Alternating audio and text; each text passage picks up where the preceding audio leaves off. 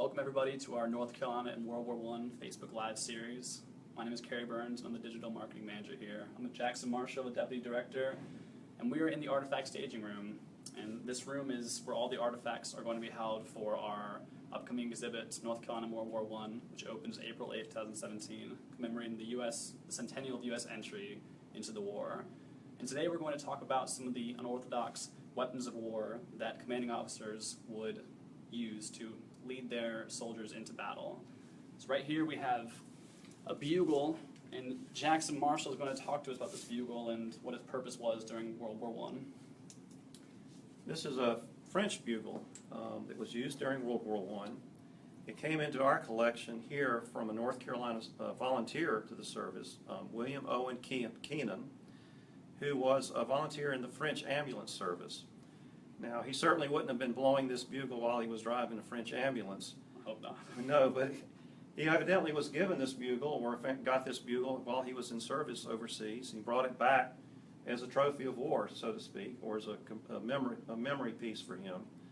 Makes sense. This is a very standard weapon of war of the French Army in World War I. And you could say, well, why is this a weapon of war? The French Army and many of the other armies in Europe, when the war began, were still locked into a fighting capability of the 19th century, Napoleonic kind of mindset. Soldiers were wearing colorful uniforms. They would go into battle in solid battle lines, led by their officers. Very old school. Very old school. The French, as an example, wore red cappies, red trousers, blue coat, flags flying, battle lines, blowing bugles as they would go into battle. Now you can imagine in 1914, the German army, perhaps back in the woods, taking a break, and they hear bugles blowing over the hilltop. Well, they would drop whatever they were doing. They know something's coming. Now the French are on the way because they're blowing bugles. They would pick up their rifles, man their machine guns, their field guns, and wait. And they could hear the French army coming closer and closer and closer. And the French never thought maybe this is just a bad idea. Bad idea. They were blowing these bugles, and telling basically the Germans, we're on the way, hello, we're getting closer, and eventually, yes, the Germans would see them coming and just take them out. This is, again, a holdover from the Napoleonic era, from an old way of fighting that ended abruptly in 1914 and 1915 in the beginning of World War I. The French were basically exposing themselves. They were telling the Germans they were coming every time they would blow these bugles. Yeah, completely. I mean, it's kind of a ridiculous thing when you think about it, really. It is to think about it in today's world.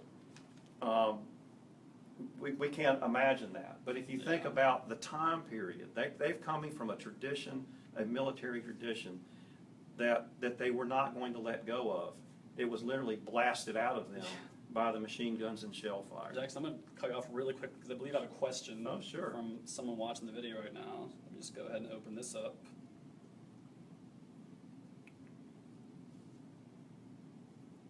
Sorry guys, bear with me 1 second.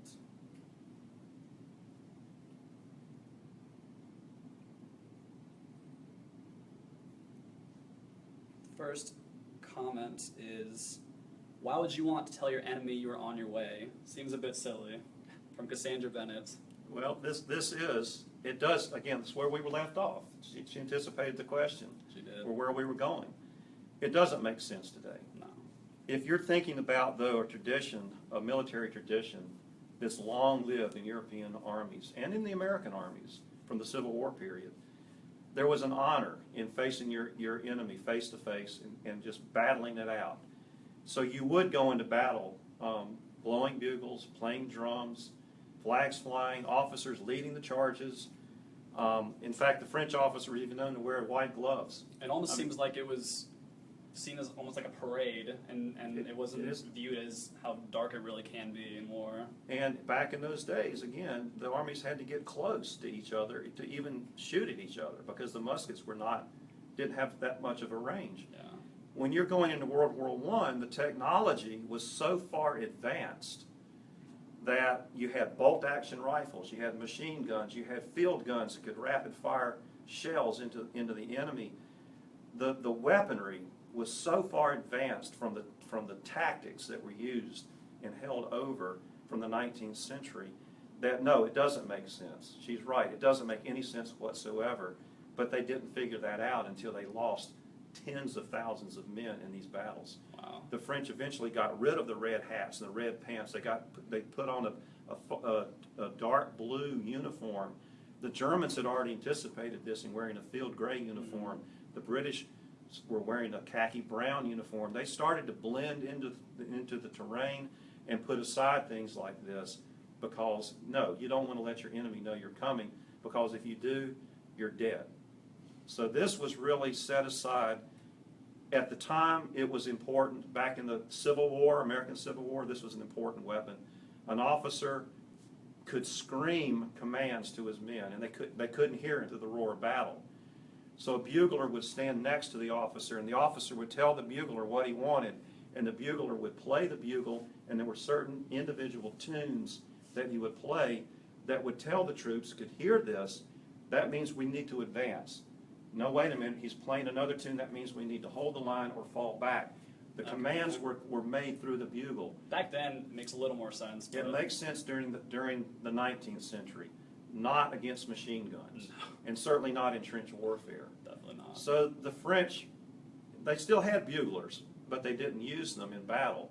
The American Army had buglers going into World War I, and they would play back in camp, reveille, they would play different tunes in camp or behind the lines, but no, we didn't use the bugle in battle. We learned by example. We learned the hard way. Everybody learned the hard way that this is really not what you need to be doing going into battle. Yeah. Well, if anyone else has any more questions, we're about to move on to the next thing. Feel free to post in the comments. We have this whistle right here. And Jackson, what was this whistle for during World War I? Oh, actually, I think there's another question. Hold on one second, guys. Chelsea says, I have to know, does that bugle still work? I have not blown this bugle. It's an artifact. I'm not going to do that. But I'm sure it does. It looks like it's all complete. Chelsea, I'm not going to lie. As soon as I saw this a week ago, I also wanted to blow it. But I'm not sure if we can do that, unfortunately. I'm not sure our collections management people would like that. I'm sure the whistle still works as well. So here's another weapon of war. No, it's not a rifle or a handgun. No, it's not a machine gun. This is the smallest weapon It's a I've ever little seen. bitty whistle. And this, again, was something that was carried by British officers. It was carried by French officers as well, especially later in the war they used this more and more.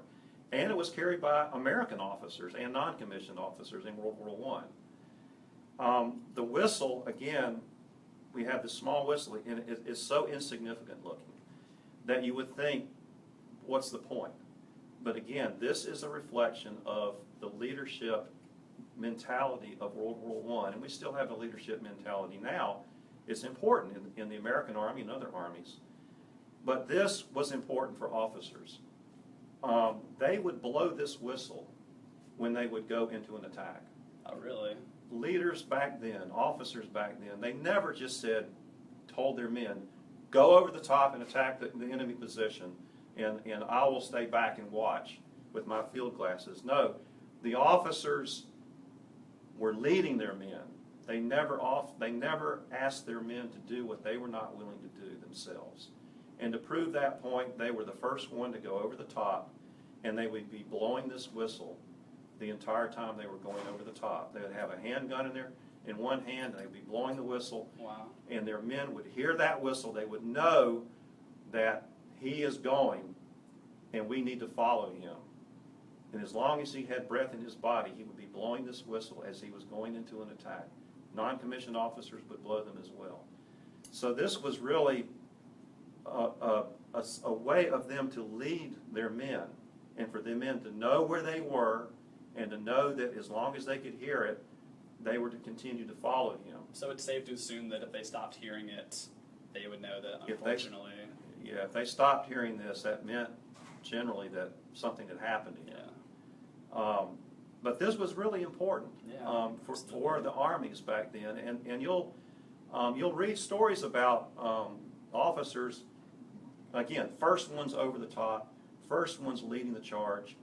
Again, if they got into a situation where they needed to be quiet and needed to move around a German machine gun position or something, well, of course they're not going to blow the whistle then. You know, they're going to, that's really, you know, into no man's land. If they got into a tight situation and needed men to maneuver this way or that, where they needed to do it themselves, no, they're going to drop this. This would have had a lanyard on it around his neck. He could have just dropped it and then moved around quietly. But in attacks where he needed his men to follow him and be very, you know, demonstrative in that attack, this would be the way that they would know what to do, is to listen to this. Wow, that's true bravery right there. This whistle is in the collection. It belonged to Captain Robert Cherry, who was a member of the 30th Division, National Guard troops, commander of the 115th Machine Gun Battalion. Now, in his position as a captain, it makes perfect sense that he would have this. As a machine gun battalion commander, more than likely they did not go over the top and move and move and move. So he probably would not have used this like other captains, because they were in fixed positions. But nevertheless, this was a standard issue for American officers and even some non-commissioned officers during World War I. He was later governor of North Carolina. Really? Yeah. Wow, I would never guess that. Yeah. So this was an important weapon of war, and it was used just like a rifle or anything else. And I'm glad we have one in the collection. I'm glad we do too. Well, thanks guys for watching. If you want to see some more information about this upcoming exhibit, you can check our website at ncmuseumofhistory.org. We have some videos up there of authentic tales of North Carolina soldiers from the war, and we'll be posting these videos every week around 3:30 on Wednesdays, so stay tuned. We'll see you guys then.